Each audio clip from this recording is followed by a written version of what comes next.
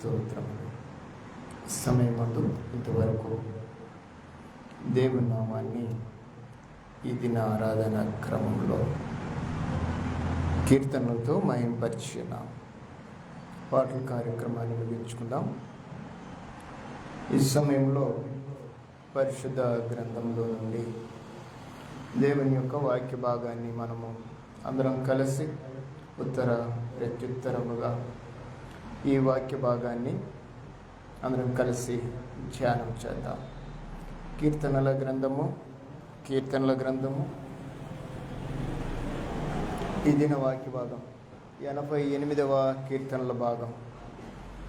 కీర్తనలు 88 1 నుండి చివరి వరకు అందరం కలిసి ఉత్తర ప్రత్యుత్తరంగా ఈ వాక్య భాగాన్ని ధ్యానం చేద్దాం. అందరం లేచి నిలబడి ఈ గ్రంథాలని తెరచి ఓ వాక్యాన్ని ధ్యానం చేద్దాం. యెహోవా నాకు రక్షణకర్తవగు దేవా, రాత్రివేళ నేను నీ సన్నిధిని మొరపెట్టునాడు.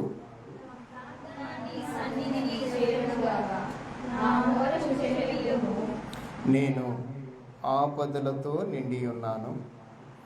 నా ప్రాణము పాతాళమునకు సమీపించి ఉన్నది.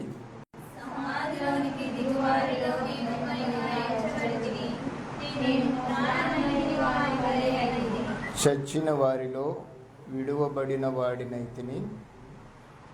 నేను సమాధిలో పడి ఉన్న హతులలో ఒకని వలె అయితిని. నీవిక స్మరింపరాని వలె స్మరింప అని వారి వలె అయితిని. వారు నీ చేతిలో నుండి తొలగిపోయి ఉన్నారు గదా.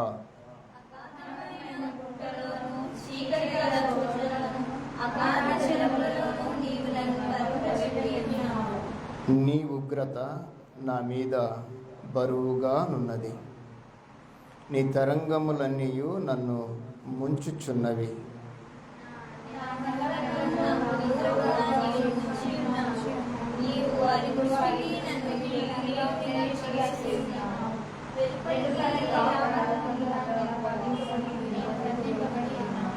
బాధ చేత నా కన్ను క్షీణించుచున్నది. యెహోవా, ప్రతిదినము నేను నీకు మొరపెట్టుచున్నాను. నీ వైపు నా చేతులు చాపుచున్నాను.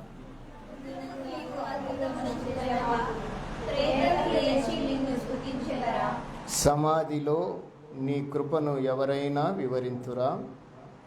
నాశన కూపములో నీ విశ్వాస్యతను ఎవరైనా చెప్పుకొందురా?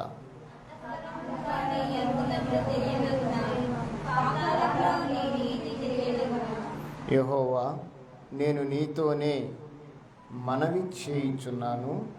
ఉదయమున నా ప్రార్థన నిన్ను ఎదుర్కొనును.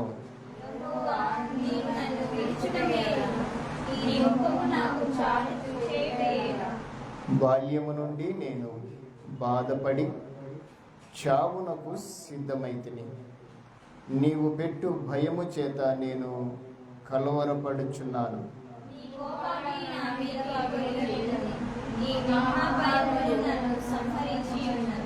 నీళ్లు ఆవరించున్నట్లు అవి దినమంతయు నన్ను ఆవరించుచున్నవి. అవి నన్ను చుట్టూరా చుట్టుకొని ఉన్నవి. అందరికీ నా ప్రియులను స్నేహితులను నీవు నాకు దూరముగా ఉంచినావు. చీకటియే నాకు బంధువర్గమాయను. అందరం కూర్చుందాం.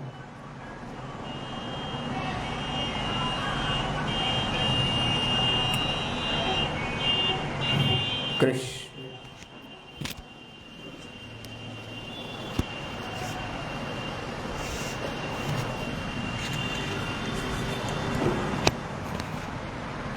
And let them be a light in the beginning of, and let them be a light in the expanse of the heavens to give light upon the earth.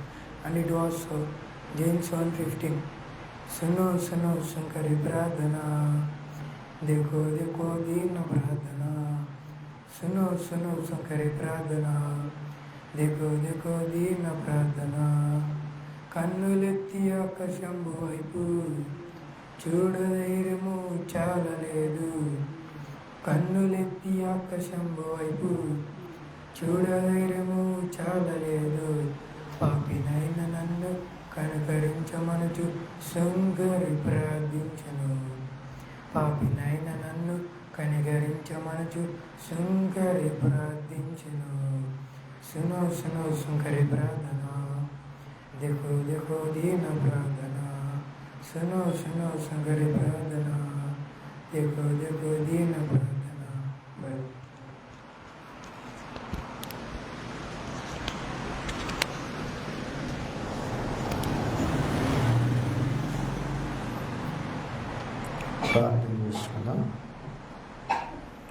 ప్రార్థన చేసుకుని ఆరాధన క్రమంలోనికి మనం ముందుకు నడుద్దాం. పరిశుద్ధుడు అయిన తండ్రి, పరమందున్న మా దేవ, పరిశుద్ధుడా నీకు స్తోత్రములు నైనా స్తుతులు. గడిచిన నెల జూలై మాసం అంతటిలో మీ సన్నిధి మాతో ఉంచి ఈ ఆగస్టు నెల మొదటి పునరుద్ధాన దినమందు 2వ తారీఖున మీ సన్నిధికి మేము రావటానికి మమ్ములను మీరు సిద్ధపరిచిన మీ విధానానికి నీకు స్తుతులు స్తోత్రములు చెల్లిస్తూ ఉన్నాం.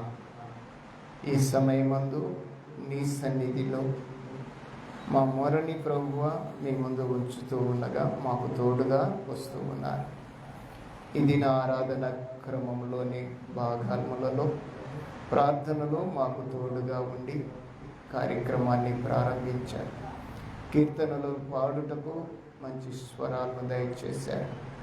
వాక్య పఠన విభాగములో మాకు తోడుగా ఉండి ఉత్తర ప్రత్యుత్తరముగా ధ్యానించడానికి సహాయం చేశారు. సండే స్కూల్ విభాగంలో కూడా మీరు మాతో ఉన్నందుకై స్తోత్రాలు. ఈ సమయమందు ప్రభువా నీ మాటలు మేము వినటానికి సిద్ధముగా ఉంటుండగా మమ్మలను జ్ఞాపకం చేసుకొనండి. మీరు మాతో మాట్లాడండి. మీ మాటల ద్వారా మమ్మలను బలపరచండి, ఆత్మీయంగా స్థిరపరచండి. నీ రాజ్య విస్తరణకై మమ్మలను బలముగా వాడుకోగలరని ఆశిస్తూ ఉన్నాం. మీ మాటలతో నాయన మాతో మాట్లాడుతూ ఉండగా తెరవబడిన హృదయములు కలిగి వినగలిగిన చెవులు, గ్రహింపు కలిగిన మనస్సు మేమందరము కలిగి ఉంటున్నట్లుగా సహాయం చేయమని మమ్మలను వాక్యాన్ని నీ దయగలిగిన హస్తాలకు సమర్పించుకుంటూ యేసుక్రీస్తు నామములో ప్రార్థిస్తుంచున్నాం మా పరమ తండ్రి, ఆమేన్. ముందుగా మన పరమ తండ్రి అయిన దేవాతి దేవునికి నా యొక్క స్తుతులు స్తోత్రములు చెల్లిస్తూ ఈ కార్యక్రమం కొరకై సిద్ధపడిన మిమ్మల్ని ప్రేమపూర్వకంగా ఆహ్వానిస్తూ ఉన్నాను. మన యొక్క ఆత్మీయ ప్రయాణంలో ప్రకటన గ్రంథ ధ్యానాల్లోని భాగాన్ని మనము అంతకుముందు వారంలో అంతకుముందు దినాల్లో ప్రకటన గ్రంథ ధ్యానాంశాల్ని మనము ధ్యానిస్తూ వస్తూ ఉన్నాం.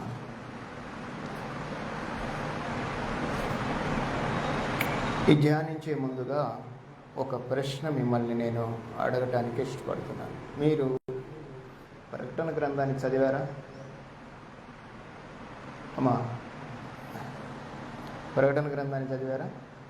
చదివా చదవాలి.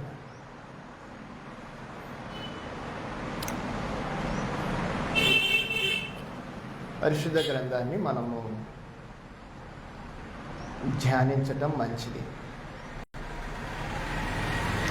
దేవుని గ్రంథాన్ని ప్రతిదినము ధ్యానించటము మన డ్యూటీ.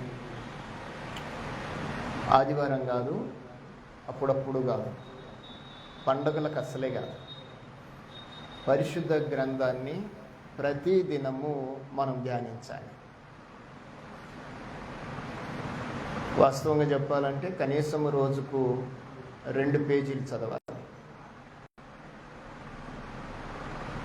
ఇంకా ఖచ్చితంగా చెప్పాలంటే రోజుకు 5 అధ్యాయాలు చదవాలి.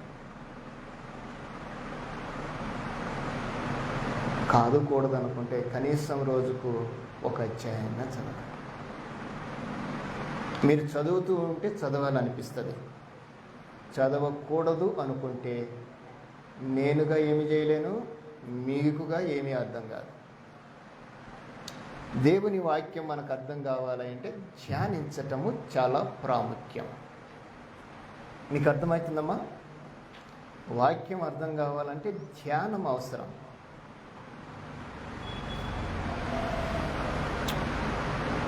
పరీక్షలో పాస్ కావాలి అంటే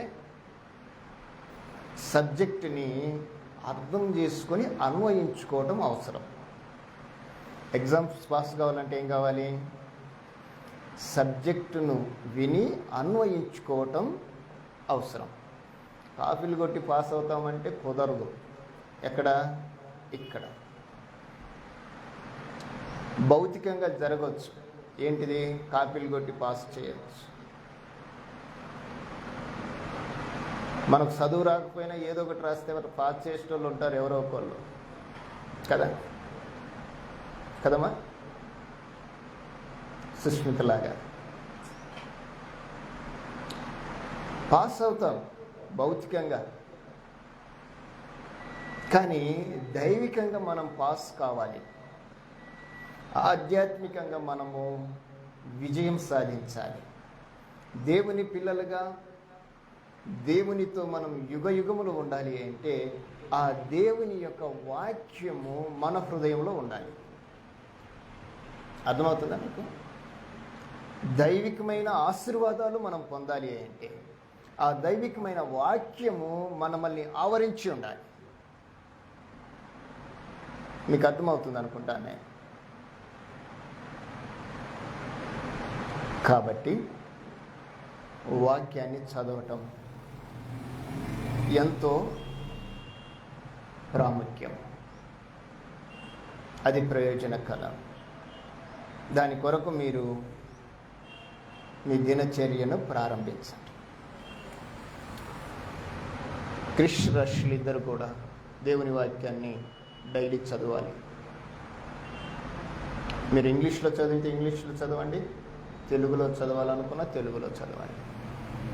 ఇంగ్లీష్ అర్థం కాకపోతే తెలుగులో చదవండి. తెలుగులో కూడా అర్థం కాకపోతే మమ్మీని డాడీని అడగండి. వాళ్ళకు కూడా అర్థం కాకపోతే నాకు తెలియచేయండి. ఎందుకంటే గ్రంథము మనకు అంత తేలికగా అర్థం కాదు. ఎందుకంటే మన మైండ్ అంతా కూడా బయటనే ఉంటుంది కానీ లోపలికి రాదు. దేవుని దగ్గరికి అంత తేలిగ్గా రాదు. దేవుని దగ్గరికి రాకుండా దేవుని గ్రంథము మనకు అర్థం కాదు.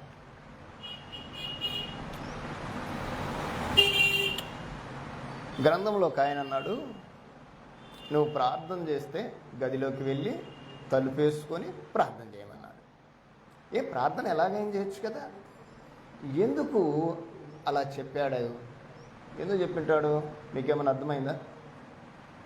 గదిలోకి వెళ్ళి తలుపేసుకొని ప్రార్థన చేయాలి. ఏంటి ఆ గది? ఏంటి ఆ తలుపు? మనకు తెలియాలి. మన గదులు మన తలుపులు కాదు. మన గదులు మన తలుపులు కాదు. అందుకే లేఖనాల్ని ఒకంత జాగ్రత్తగా మనము అర్థం చేసుకోగలిగితేనే, దాన్ని ధ్యానించగలిగితేనే అవి మనకు ఒకంత అర్థమవుతాయి. పరిపూర్ణంగా మనం లేఖనాలు అర్థం చేసుకుంటే ఇక మనము భౌతికంగా బ్రతకటానికి ఇష్టపడం. లేఖనము పరిపూర్ణంగా అర్థమైన నాడు ఏ క్షణములో నీకు అర్థమవుతుందో ఆ తదుపరి క్షణము నుండి నువ్వు సమయాన్ని వ్యర్థముగా ఉపయోగించడానికి ప్రయత్నం చేయ. అర్థమైన నాడు నీ జీవితానికి ఒక పరమార్థము చేకూరుతుంది. ఇది సత్యం. అర్థం కాకపోతే మనకి ఏది కూడా అర్థం కాదు.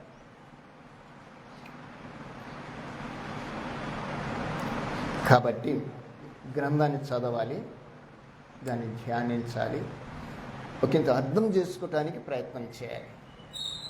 అర్థం కాకపోతే చెప్పాను కదా, అర్థమైన వాళ్ళని అడగాలి. ఇది నాకు అర్థం కాలేదు అని అర్థమైన వాళ్ళు కూడా చెప్పకపోతే దాన్ని అర్థం చేసుకొని రాయించిన ఆయన ఉన్నాడు, ఆయన అడగాలి, ఆయన చెప్తాడు. నేను చెప్పకపోయినా, మమ్మీ డాడీలు చెప్పకపోయినా దాన్ని రాయించిన ఆయన అది చెప్తాడు. ఎందుకంటే నువ్వు నాకు మొరపెట్టుము, నేను నీకు ఉత్తరం ఇచ్చేది. చదువుతారా వాక్య భాగాన్ని? ఎక్కడుందో నేను చెప్పకుండా చదవాలి మీరు. అమ్మా చదువుతారా? కనీసం అధ్యాయమైనా చెప్పండి.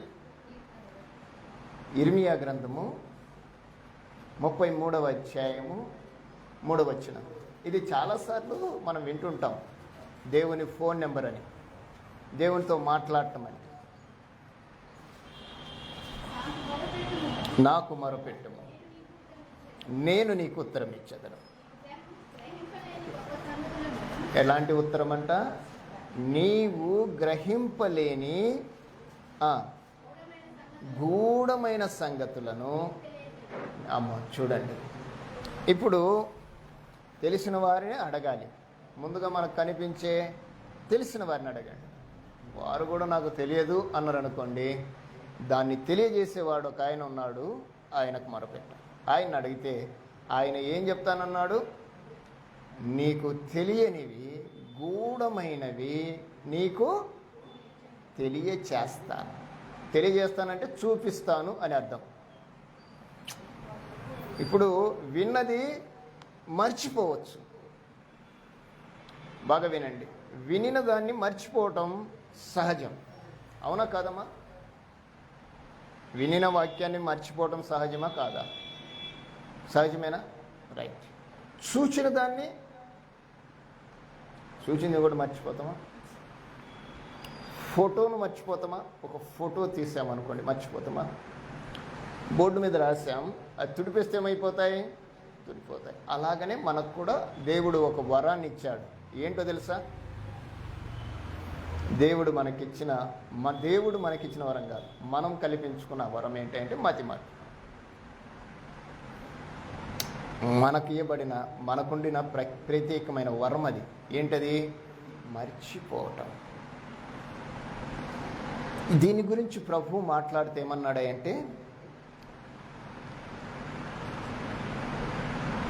త్రోవ ప్రక్కన పన్న విత్తనాలు అన్నాడు. మీకు తెలుసా వాక్య భాగము? మర్చిపోవటం మనకు సహజం కాబట్టి గుర్తుంచుకోవడానికి ప్రయత్నం చేద్దాం. గుర్తుంచుకోవాలంటే ఏం చేయాలి? ఫోటో తీసుకోవాలి అంతే కదమ్మా. ఫోటోను ఇంకా దాన్ని మార్పు చేయలేము. మనం ఎట్లా తీస్తే అట్లా ఉండిపోయింది అది. ఆ ఫోటో ఎక్కడ సెట్ అయిపోవాలంటే మన ఇమేజ్లో సెట్ అయిపోవాలి, మన మైండ్లో సెట్ అయి ఉండాలి. కాబట్టి దేవుని వాక్యం మనకు అర్థం కావకపోతే అది ఒక భాగము, దాన్ని మనం జ్ఞాపకం చేసుకుందాం. ఇక ప్రకటన గ్రంథంలోకి వస్తాం. మీరు ఖచ్చితంగా ప్రకటన గ్రంథాన్ని చదవటానికి ప్రయత్నం చేయండి. ఇప్పటి వరకు 3 అధ్యాయాలు చదివాము, 4వ అధ్యాయాన్ని కూడా మనం ప్రారంభించాము. నేను 4వ అధ్యాయంలోని ప్రాముఖ్యమైన విషయాలను మీ ముందుకు తీసుకొస్తాను. ఎలాగో మాటలతో కాదు, ఇమేజ్గా తీసుకొస్తాను, అంటే ఫోటోగా మీకు చూపిస్తాను.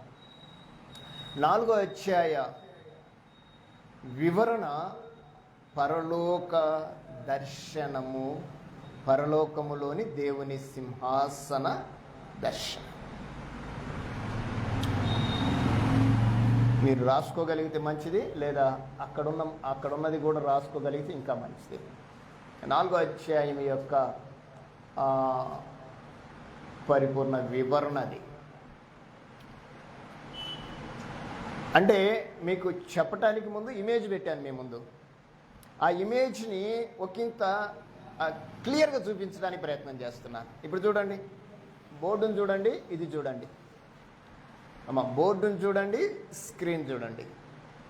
బోర్డులో వివరణ రాయబడింది, స్క్రీన్ మీద ఏముంది? ఆ వివరణకు సంబంధించిన ఇమేజ్ ఉంది. గ్రంథములో వివరణ ఉంది, ఇమేజ్ లేదు. ఇమేజ్ని ఎవరు తయారు చేయాలి? ఇమేజ్ని ఎవరు తయారు చేసుకోవాలమ్మా? మనమే తయారు చేసుకోవాలి. ఇప్పుడు నా ఫోటో ఎవరోను నేనుగా గీసుకోగలనా? దాన్ని గీయటానికి కెమెరా ఉంది. ఇప్పుడు అది కూడా నాకు నేనుగా తీసుకుంటే బాగా రాను, ఎవరొకళ్ళు తీస్తే బాగా వస్తుంది.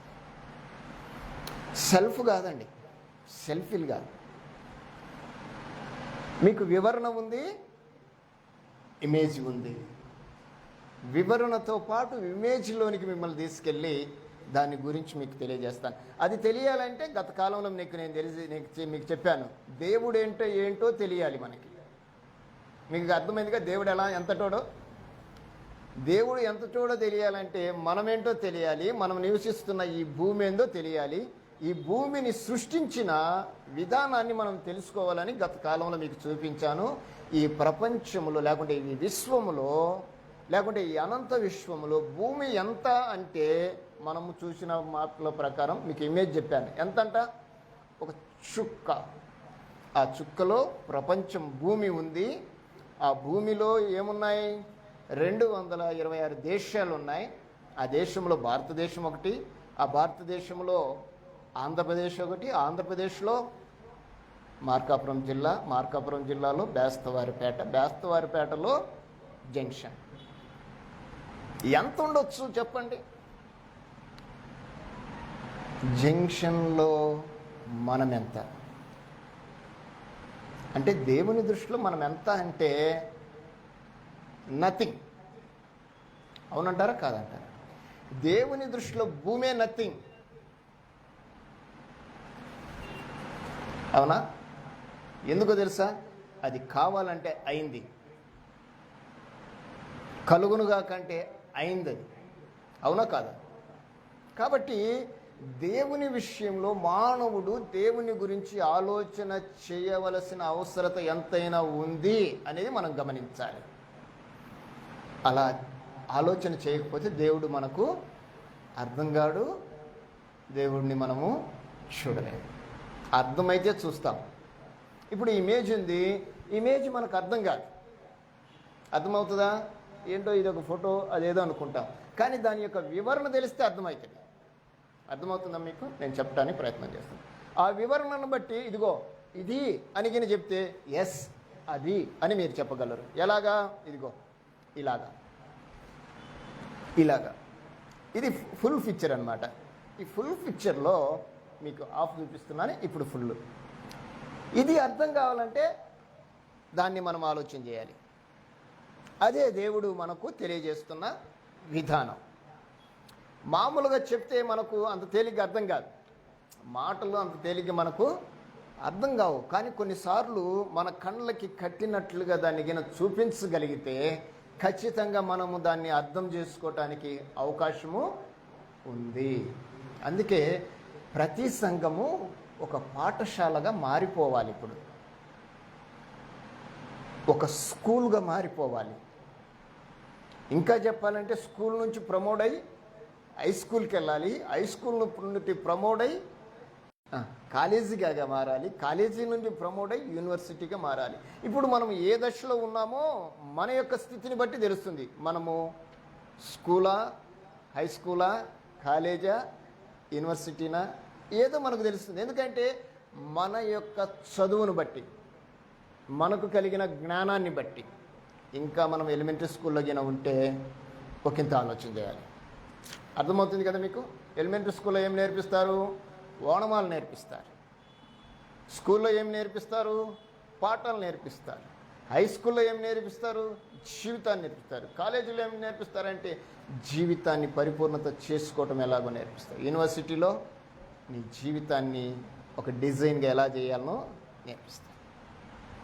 మీకు అర్థమవుతుంది అనుకున్నాను. అంటే మనము ఒక్కొక్క దశ నుండి ఒక్కొక్క దశలోకి వెళ్తున్నప్పుడు ఆ డిజైన్ని మనం ఆలోచన చేయాలి. ఎట్ ద సేమ్ దైవికమైన విషయాల్లో దేవుని పిల్లలుగా, దేవుని సంఘంలో ఉంటున్న మనము, దేవుని కుటుంబంగా ఉంటున్న మనము, దేవుని గురించి వింటున్న మనము పరలోక దృశ్యాన్ని మనము ఆలోచన చేయాలి. అంటే అందుకే మీకు చెప్పాను, పరలోకం గురించి తెలియాలంటే దేవుని గురించి తెలియాలి, దేవుని గురించి తెలియాలంటే భూమిని గురించి తెలియాలి, భూమిని గురించి తెలియాలంటే మనమేంటో తెలియాలి కదా. అలాగే మీకు చూపిస్తూ గతంలో భూమిని గురించి మాట్లాడి దేవుని యొక్క విశిష్టతను మేము చూపించాను. ఈరోజు ఈ అధ్యాయంలో మీకు ప్రారంభ పాఠాన్ని మీకు తెలియజేశాను. ఇప్పుడు మీకు పరలోకానికి తీసుకెళ్తాను. నాతో పాటు మీ మనస్సులను, మీ మైండ్ను అమ్మా నిద్రపోతున్నా. నేను దీని గురించి మరలా నెక్స్ట్ వీక్లో ఒక ప్రశ్న అడుగుతాను. ఏ ప్రశ్న అడుగుతానో తెలియదు. ఆ ప్రశ్నకు జవాబు చెప్పిన వారికి 1116 ఇస్తాను. ఇప్పుడు చెప్పే మెసేజ్లో ఒక ప్రశ్న అడుగుతాను. ఎంతమంది చెప్తే అంతమందికి ఇస్తా. మీకు అర్థమవుతుందా? ఎవరైనా నేను చెప్పే మెసేజ్ మీకు రికార్డింగ్ కూడా ఉంది. మీకు రికార్డింగ్ కూడా ఉంటుంది. నేను ఒక ప్రశ్న అడుగుతాను. దాంట్లో నుంచి మీరు చెప్పగలిగినది, నేను ఒకే ప్రశ్న అడుగుతాను, అది ఒక మాటలోనే ఉంటుంది. అది చెబితే ఎంత ఇస్తాను? 1116. చదింపులు అనుకోవాకండి, అది మీ గిఫ్ట్. లేదు అనుకుంటే నేను ఒక బైబిల్ తీసుకొచ్చాను, ఒక ప్రత్యేకమైన బైబిల్. ఆ బైబిల్ ఇస్తాను. అది వద్దు మాకు అనుకుంటే ఓ ప్రత్యేకమైన బైబిల్, చాలా ప్రాముఖ్యంగా ఉంది ఆ బైబిల్. నేను చదువుతున్నాను దాన్ని. అంటే ఇప్పుడు మనకిచ్చిన 2000 బైబిల్ కంటే ఆ బైబిల్ బాగుంది. అలాంటి బైబిల్ ఇస్తాను. ఈ మధ్య సోషల్ మీడియాలో ఆ బైబిల్ గురించి చెప్తున్నారు చాలామంది. అంటే డబ్బుల కంటే కూడా బైబిల్ ఇస్తారు, ఎవరు చెప్తే వాళ్ళకి. కాబట్టి శ్రద్ధగా వినటానికి ప్రయత్నించాను. మీకు పరలోకాన్ని చూపిస్తున్నాను. ఎక్కడి నుంచి? గ్రంథంలో నుండి. గ్రంథంలో పరలోక దర్శనం, పరలోకంలో దర్శనం, పరలోకంలో ఉండబడిన ఒక ప్రాముఖ్యమైన విషయాన్ని మీకు నేను చూపించడానికి నేను ప్రయత్నం చేస్తాను. 4వ అధ్యాయం ప్రకటన గ్రంథం 2 నుండి 5 వచనాలు చదవండి ఒకసారి. వెంటనే నేను ఆత్మవశుడనైతిని, అదిగో అదిగో అదిగో పరలోకమందు. మీరు చూడండి, ఇప్పుడు అది చూస్తూ చదవండి. పరలోకమందు ఇప్పుడు మీకు ఎక్కడ కనపడుతుంది? అది అక్కడ కనపడుతుంది కదా. అదిగో పరలోకమందు ఒక సింహాసనము వేయబడి ఉండెను. సింహాసనమందు ఒకడు ఆసీనుడై ఉండెను. ఆసీనుడైన వాడు దృష్టికి సూర్యకాంత పద్మరాగములను పోలినవాడు.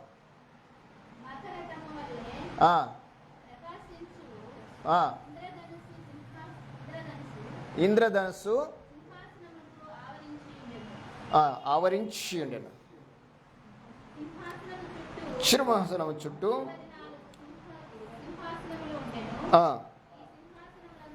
ఈ సింహాసనమునందు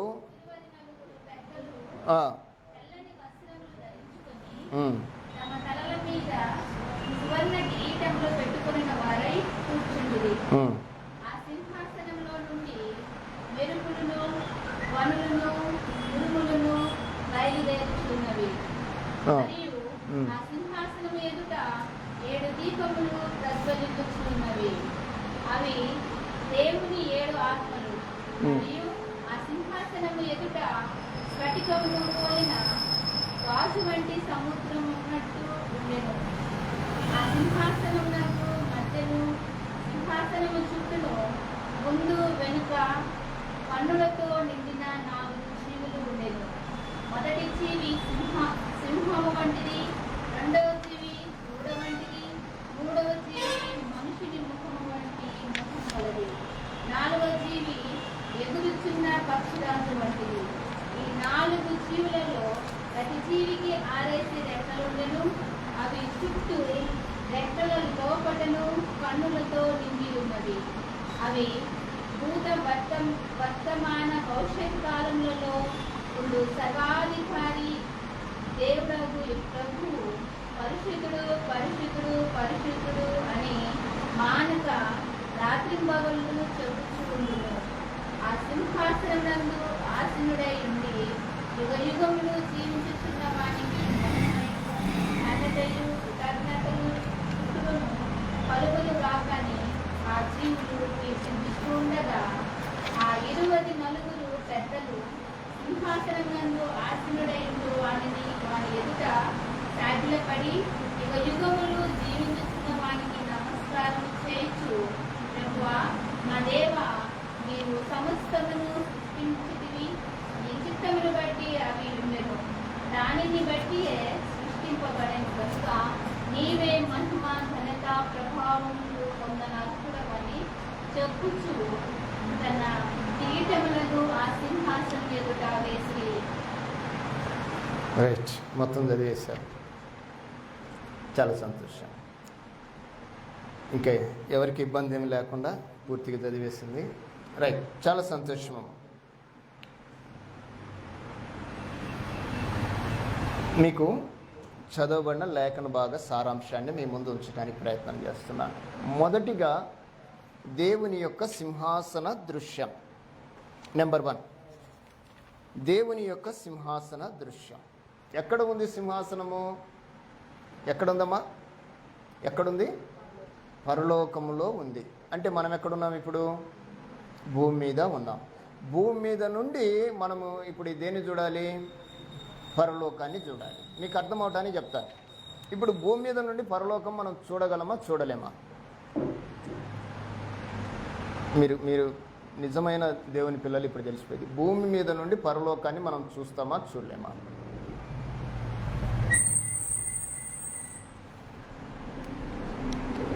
మనం చూడలేం.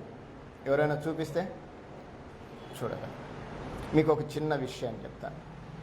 యాకోబు యాత్రలో, ఆదికాండంలో, యాకోబు యాత్రలో తన ప్రయాణంలో ఒక చోట పడుకున్నాడు. పడుకుంటే ఆయన పడుకున్న వెంటనే ఒక దర్శనాన్ని చూశాడు. బాగా చూడండి, ఒక దర్శనాన్ని చూశాడు. ఆ దర్శనంలో ఏం కనపడుతుంది అంటే ఒక నిచ్చెన కనపడింది. మీకు అర్థం అవడానికి చెప్తాను. ఒక నిచ్చెన, మీకు రెఫరెన్స్ నేను చెప్పను, మీకు అర్థం అవడానికి చెప్తున్నా. ఒక నిచ్చెనను చూశాడు. ఆ నిచ్చెన ఎక్కడుంది? భూమి మీద నుండి ఆకాశం వైపు ఉంది. ఆ ఆకాశాన్ని అంటుకున్న ఈ నిచ్చెన మీద ఎవరున్నారు? దేవదూతలు ఎక్కుచూ దిగుచూ ఉన్నారు. ఈ దర్శనాన్ని ఎవరు చూశారు? ఎప్పుడు చూశాడు? ఈయన చూడకముందే, ఈయనకు చూపించకముందే ఆ దర్శనాన్ని చూసిన వాళ్ళు ఉన్నారు. ఉన్నాడా లేడా? చూశాడా? ఎలీషా ప్రవక్త ఒక దర్శనాన్ని చూపించాడు తన సేవకునికి. చూశారా లేదా? యెషయా పరలోక దర్శనాన్ని చూశాడు. చూశాడా లేదా? 6వ అధ్యాయంలో, యెషయా గ్రంథం 6వ అధ్యాయంలో పరలోక దర్శనాన్ని ఆయన చూశాడు. చూసింది రాశాడు. 6వ అధ్యాయంలో రాశాడా? చూసింది రాశాడు. బాగా వినండి. ఆయన చూసింది రాశాడు. ఆయన చూసింది కూడా రాయించాడు. ఏదైతే చూశారో అది రాసేశారు. బాగా వినాలి. చూశాడు, విన్నాడు, చూశాడు, రాశాడు. ఈ 3 విషయాలు మీరు బాగా గమనిపెట్టుకోండి. విన్నాడు, చూశాడు, రాశాడు. ఎవరు? యాకోబు గారు కానీ, ఎలీషా గారు కానీ, యెషయా గారు కానీ, ఇంకా చెప్పాలంటే యెహెజ్కేలు గారు. యెహెజ్కేలు గారు కూడా పరలోక దర్శనాన్ని చూశాడు. యెషయా గ్రంథం 6వ అధ్యాయం 1 నుంచి 6 వచనాలు ఆయన చూస్తే, యెహెజ్కేలు గారు 1వ అధ్యాయం 1 నుండి 10 వచనాల్లో పరలోక దర్శనాన్ని చూస్తాడు. అంటే నేను చూసిన వారిని గురించి మీతో మాట్లాడుతున్నాను. ఇంకా చెప్తాను. మీకు స్టెఫన్ తెలుసు కదా? ఆదికాండము అపొస్తల కార్యం 7వ అధ్యాయం స్టెఫన్ గారు మనతో చూపిస్తూ మనకు చెప్పాడు. ఏమని? నేను పరలోకాన్ని చూస్తున్నాను, దేవుని కుమారుడు ఆ సింహాసనము దేవుని కుడిపార్శ్వమున, దేవుణ్ణి చూస్తున్నాను, ఆయన సింహాసనం చూస్తున్నా, ఆ సింహాసనమున ఆయన కుడిపార్శ్వమున ప్రభువు నిలుచొని ఉండుట నేను చూస్తున్నాను అని చెప్పాడు. దర్శనాన్ని చూశాడా?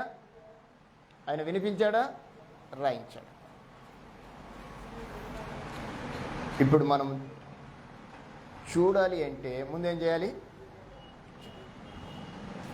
వినాలి. వింటే చూస్తాం, చూసుకుంటే ఏం చేస్తామో తెలుసా? రాస్తాం. మిమ్మల్ని అప్పుడప్పుడు రాసుకోండి అనటానికి గల కారణం ఏంటంటే, రాయటము దేనికి సాదృశ్యం అంటే ఇంకా చెదిరిపోదు.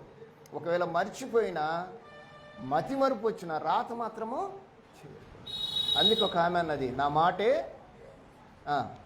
మీరు కూడా మీ రాతే శాసనమై ఉండాలి. ఎప్పుడు వస్తుంది? వింటే, రాస్తే రాతనే శాసనం అవుతుంది. అందుకే ఈరోజు ఈ రాతలు ఉన్నాయి కాబట్టే మనము దీన్ని చూడగలుగుతున్నాం. అవునా కదా? ఈ రాతే లేకపోతే మనం ఏదో ఒకటి చేయలేం. మనం ఏం చేసినా అది ఫెయిల్వి. కానీ దేవుడు చేసింది నిత్యం కాబట్టి ఇప్పుడు ఈ దర్శనాన్ని మనం చూడాలి అంటే మన యొక్క ఆత్మీయ స్థితి ఎక్కడికి వెళ్ళాలి అంటే దైవికంగా సిద్ధపరచబడాలి. యాకోబులాగా, ఎలీషాలాగా, యెషయాలాగా, ఎజ్కేల్లాగా, స్టెఫనులాగా, యోహాన్లాగా. ఈయనకు దర్శనం వచ్చింది. మొదటి దర్శనంలో ఏం చూపించాం మనము? 7 సంఘాలను గురించి రాయమన్నది ఆయన చూపించి రాయించాడు. అంతే కదా? చూపించి రాయించాడు. ఇప్పుడు కూడా పరలోకాన్ని చూపిస్తూ రాయమని చెప్తున్నాడు. అంటే అర్థం ఏంటి? మనము కూడా వింటూ చూస్తూ రాయాలి. అప్పుడు అర్థమవుతుంది. ఇప్పటికీ దేవుని గ్రంథము అర్థం కాలేదు అంటే అర్థం ఏంటంటే మనం వింటున్నామే కానీ చూడటం లేదు, చూస్తున్నామే కానీ రాయటం లేదు. యేసు ప్రభు తర్వాత యెషయా గారు ఈ మాట చెప్పారు, ఈ ప్రజలు వినుమట్టుకు విందురే కానీ చెప్పండి గ్రహించరు, చూసుమట్టుకు చూతురే కానీ కానరు అని చెప్పాడు. ఈ ప్రజలు కనులుండి చూడరు, చెవులుండి వినరు, నోరుండి కూడా మాట్లాడరు.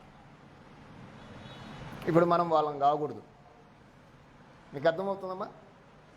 మనం వాళ్ళం కాకూడదు. యేసుప్రభు అదే కదా చెప్పింది.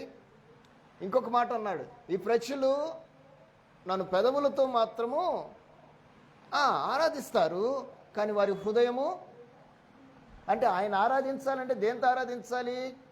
నీ పూర్ణ హృదయముతో అన్నాడు. ఇది మనం మర్చిపోతున్నాం. ఈరోజు దేవుని పిల్లలు మర్చిపోయేది ఏంటంటే దేవుడు ఏం చెప్పాడో అది మర్చిపోతున్నాం. మనం ఏమనుకుంటున్నాం దాన్ని పాటిస్తున్నాం. కాబట్టి పరలోక దర్శనాన్ని మనము చూద్దాం.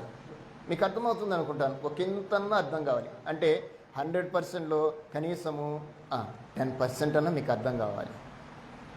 ఒక ఆయన ఏమన్నాడంటే ఏదైనా వింటే మనకు ఎంతవరకు జ్ఞాపకం ఉంటుంది అంటే 10% అంట, చూస్తే 50% ఉంటుందంట, విని చూసి రాస్తే 70%, 75%, విని చూసి రాస్తూ మరొకరికి చెప్తే 100% అది మన దగ్గర ఉంటుంది. మీకు అర్థమవుతుందమ్మా? అంటే బైబుల్ మనకు 100% మన దగ్గర ఉండాలంటే మనం ఇవన్నీ చేయాలి. వినాలి, చూడాలి, రాయాలి, మరొకరికి చెప్పాలి. దేవుడు కోరుకున్నది అదే, దేవుడు కోరుకునేది కూడా అదే, కోరుకునేది అదే. యేసుప్రభు తన శిష్యులతో మాట్లాడుతూ చెప్పిన మాట ఏంటంటే మీరు వెళ్ళి సమస్త జనులను నేను మిమ్మల్ని ఎలా చేశానో మీరు అలా చేయమన్నాడు. అంతేనా? ఇప్పుడు అది చేయడం ఎవరు? మనం మాత్రం అదే చేయాలి. ఎందుకంటే దేవుడు మనకు అర్థం కావాలి, లేఖనాలు అర్థం కావాలి. లేఖనాల్లో మనకు చూపిస్తున్న ఇమేజ్ ఏదైతే ఉందో అది మన హృదయంలోనికి రావాలి. దాన్ని మనం ఇంకొకలో చూపించాలంటే ఎలా చూపించగలము? ఇది పిక్చర్ ఉంటేనే కదా. ఇప్పుడు నాకు ఈ పిక్చర్ వచ్చింది కాబట్టి మీకు చూపిస్తున్నాను. నాకు లేకపోతే ఎట్లా చూపిస్తాను? గాల్లో చూపించాలి. ఇదిగో అట్లుంటుందంట కదా, గాల్లో చూపించేది తెలుసు కదా మీకు. అప్పుడు ఒకానొక టైంలో ఒక రాజు ఉండేవాడంట అని చెప్పాలి. దాన్ని మనము పిక్చర్గా రూపించటం కష్టం. కానీ దేవుడు వాటన్నింటినీ ఈ కృపకాలంలో ఈ చివరి దినాల్లో మన ముందు ఉంచాడంటే దాని గురించి మనం ఒకంత ఆలోచించేయాలి. మొదటిగా సింహాసనం. ఎక్కడ ఉన్న సింహాసనము? పరలోకమందు. పరలోకమందు సింహాసనం ఉంది. దాని మీద సింహాసనాసీనుడైన దేవుడున్నాడు. రెండవది సింహాసనాసీనుడైన దేవుడున్నాడు. ఆ సింహాసనము చుట్టూ ఏముందట? సింహాసనం పైన ఏముందట? ఇంద్రధనస్సు ఉంది. మీకు కనపడుతుందా? సింహాసనం ఉంది, సింహాసనం ఆసీనుడైన దేవుడు ఉన్నాడు. దేవుడు కనపడుతున్నాడా లేదా మీకు చెప్పండి. దేవుడు అంటే మనం అనుకునేది ఏంటంటే ఏది మనిషి కనపడటం లేదు కదా. దేవుడు మనిషి ఆత్మన? ఇక్కడెక్కడ లేవా దేవుని ఫోటోలు? లేవు. దేవుడు ఆత్మ. అక్కడ చదవగా. ఇప్పుడు మన ఇళ్ళల్లో దేవుని ఫోటోలు ఉన్నాయా? లేవా? లేవు కదా. లేకపోతే మీరు ధన్యులు. లేకపోతే మీరు ధన్యులు అంతే. ఎందుకంటే దేవునికి ఒక రూపం లేదు. ఒక రూపాన్ని తెచ్చి నువ్వు దేవుడు అన్నవనుకో, దేవునికి కోపం వస్తుంది. నేను ఒక విషయం చెప్తాను. మీ ఇమేజ్ కాకుండా, మీ ఫోటో కాకుండా ఇంకో ఫోటో తెచ్చి ఇది నువ్వే అన్నవనుకో, నీకు ఎట్లా అనిపిస్తుంది చెప్పండి? నీ ఫోటో కాకుండా ఇంకో ఫోటో తీసుకొచ్చి ఈ ఫోటో నువ్వే అన్నవనుకో ఎలా ఉంటుంది? ఏమంటుంది? ఏం మాట్లాడాలి? సరే, మీ మనిషి ఫోటో కాకుండా ఒక కోతి ఫోటో తీసుకొచ్చి ఇది నువ్వే అన్నావనుకో, నీకు ఎట్లా ఉంటుంది? నీకు అర్థమవుతుందా? ఎందుకు? నువ్వు కాదు కాబట్టి. అవునా? రైట్. అలాగనే దేవుడేంటో తెలియకుండా ఇది దేవుడు అన్నామనుకో, ఎవరికి కోపం వస్తుంది? ఇప్పుడు దేవునికి కోపం వస్తుంది. దేవునికి కోపం వస్తే పరిస్థితి ఏంటి? మన కోపం వస్తేనే ప్రళయం వస్తుంది. దేవుని కోపం వస్తే మహాప్రళయం వస్తుంది. దేవుని కోపము భూమి మీద రగులుకున్నదంటే దానిని తట్టుకోవటం మన వల్ల కాదు. మరలా దాన్ని తగ్గించాలంటే ఆయనే కలుగజేసుకోవాలి. అవునా కదమ్మా? మరలా దాన్ని సరిచేయాలంటే ఆయనే కావాలి.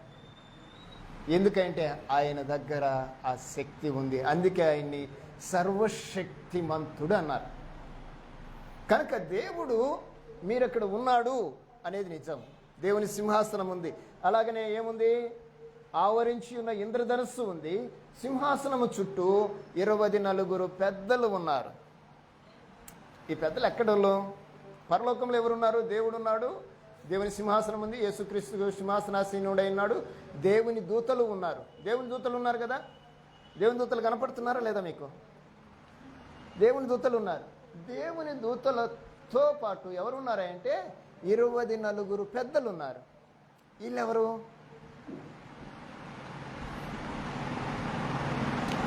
వీళ్ళు పరలోకంలో ఉన్న వాళ్ళు, భూలోకం నుండి పరలోకానికి వెళ్ళిన వాళ్ళ. అంటే ఈయన చూస్తున్నది ఏంటంటే దర్శనమే.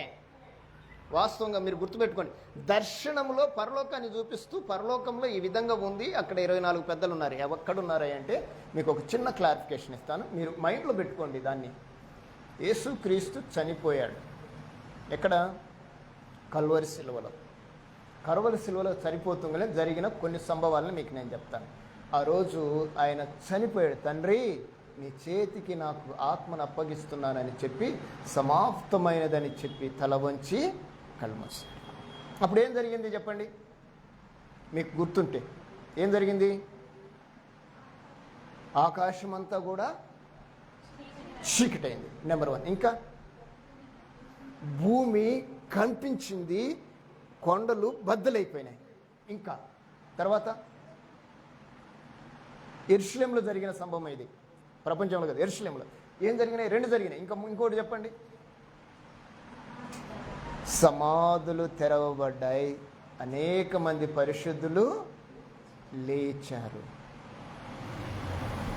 ప్రభు తలవాలుస్తుండగానే కొంతమంది లేచారు. వారు కొన్ని దినాలు అక్కడ ప్రయాణించారు అని రాయబడింది బైబిల్లో. ఉందా లేదా? ఉందా? రైట్. ఎవరైతే ఆ లేచారో వారిలో నుండి కొందరు అక్కడ ఉన్నారనేది ఒక విధానం.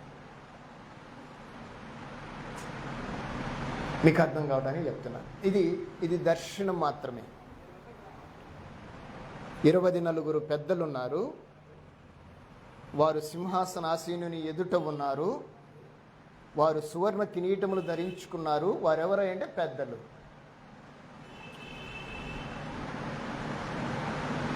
దాటిపోదామా? దాని గురించి ఎవరిని వాళ్ళ అంటే మీకు క్లుప్తంగా కొంత సమాచారం.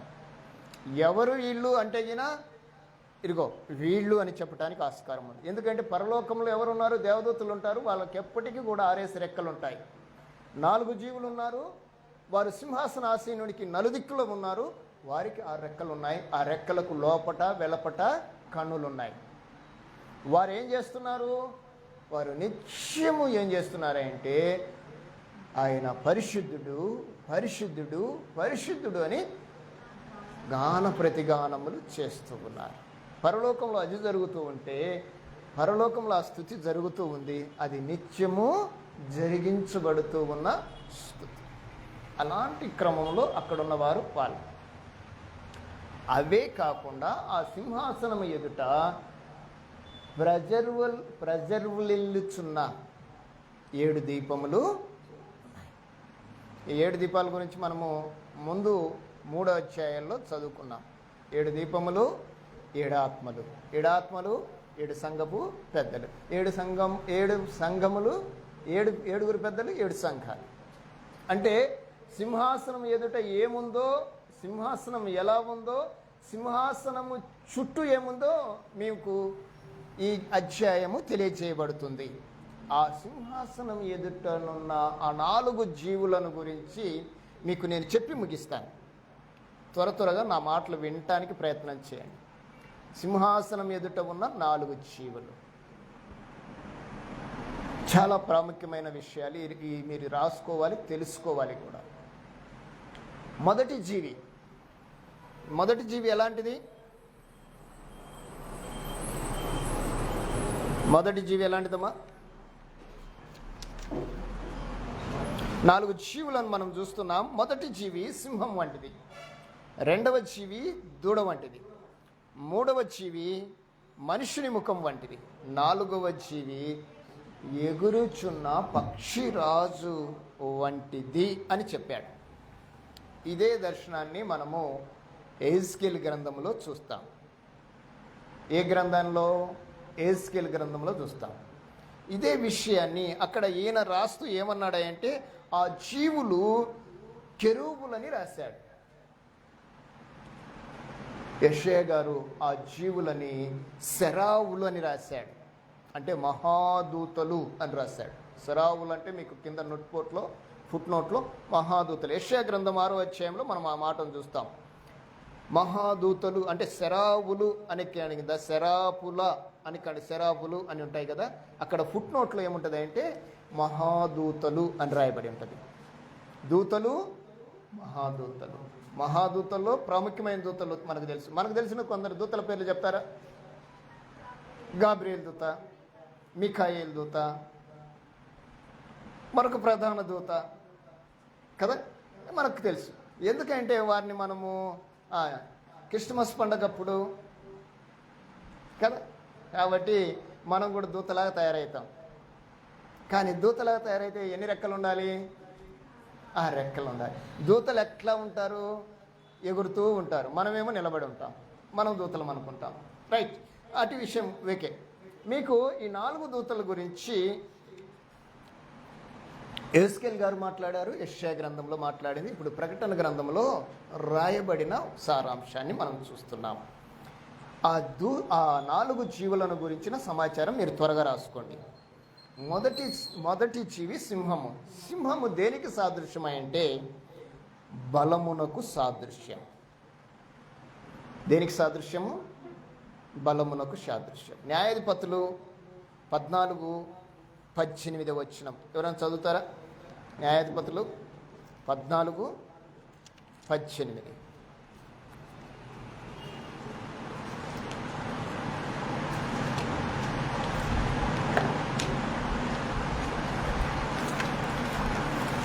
మీరు త్వరగా చదవాలి.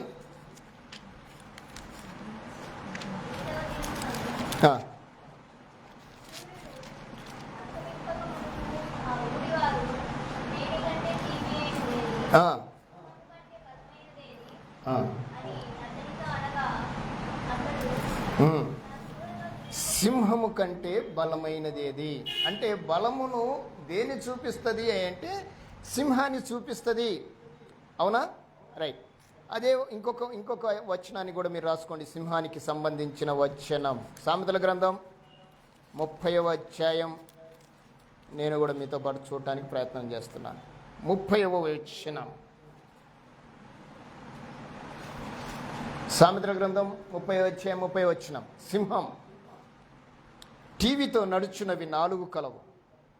అవేవనగా ఎల్ల మృగములలో పరాక్రమము గలగదై ఎవనికైనను భయపడి వెనకకు తిరగని సింహం. సింహం అంటే ఏంటో తెలుసా మీకు? సింహం అంటే ఏంటమ్మా? బలము గలది, పరాక్రము గలది, ఎవనికిని భయపడనిది. మా సామెతల గ్రంథము 30వ అధ్యాయం 30వ వచనం, న్యాయాధిపతులు 14:18. ఈ వచనాలు మీరు రాసుకోండి, నేను అక్కడ రాయలేదు, మొత్తం మీరు ఇక్కడిదే రాసుకుంటారని నేను రాయలేదు. రైట్. మొదటిది ఏంటంట? సింహము. సింహం అంటే ఏంటి? బలము గలది.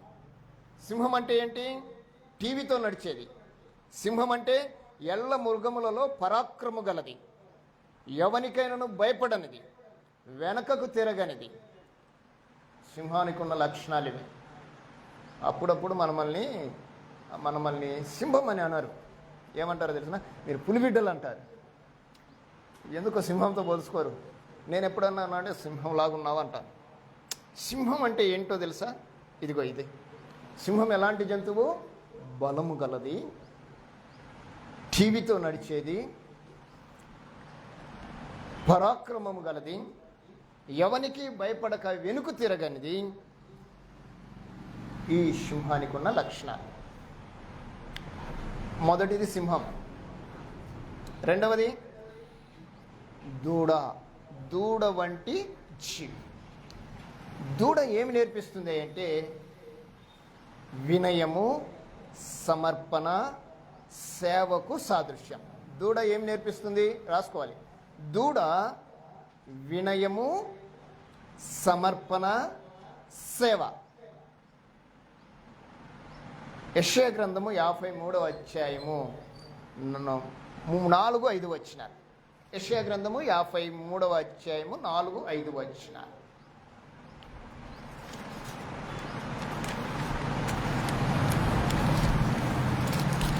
సేవను గురించి ఇక్కడ రాశాడు. నిశ్చయముగా ఇక్కడ చెప్పబడిన మాట ఏంటంటే మన ప్రభు అయిన యేసు క్రీస్తు వారిని గురించి చెప్పబడిన ఒక ప్రాముఖ్యమైన, ఒక ప్రత్యేకమైన స్థితిని చూపిస్తున్నాడు. ఇక్కడ ఎవరిని చూపిస్తున్నాడు? యేసు ప్రభుని. దూడ అనగా వినయము, సమర్పణ, సేవకు సాదృశ్యం. దూడలో ఏం కనపడాలి? వినయము, సమర్పణ, సేవ. ఈ ఎవరిలో ఉన్నాయి? యేసుక్రీస్తు వారిలో ఉన్నాయి. సింహము ఎవరిలాగా ఉంది? యేసుక్రీస్తునే ఉంది. ఈ తర్వాత చెప్తాను మీకు తర్వాత. రైట్. Okay right. ఇక మూడవది ఎవరు? మనుష్య కుమారుని ముఖం. మనుష్యుని ముఖము వంటిది. మూడవ జీవి ఎలాంటిదట? మనుష్యుని ముఖము వంటిది.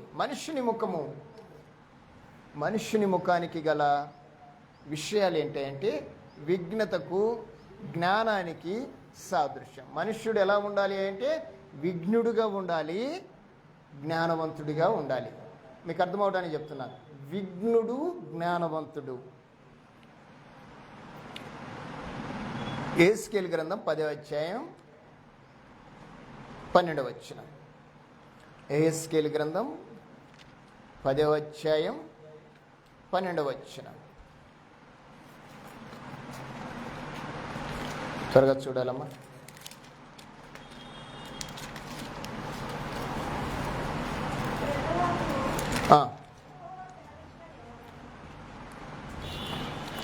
చదవాలి.